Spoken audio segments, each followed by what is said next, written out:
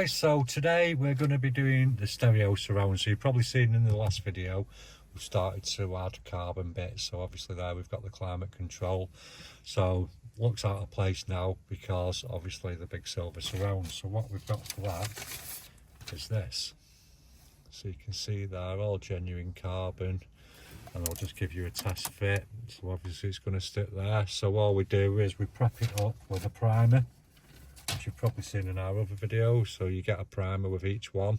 So obviously it's just a wet wipe, which you're going to just wipe on there, which will help the adhesion once we get that. So we'll get that put on now and then we'll come back to you.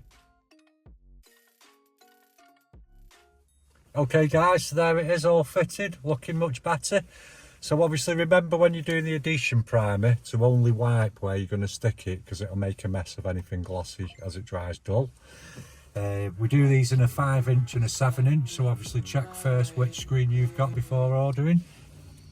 You can get these on our website, www.KillAllChrome.com.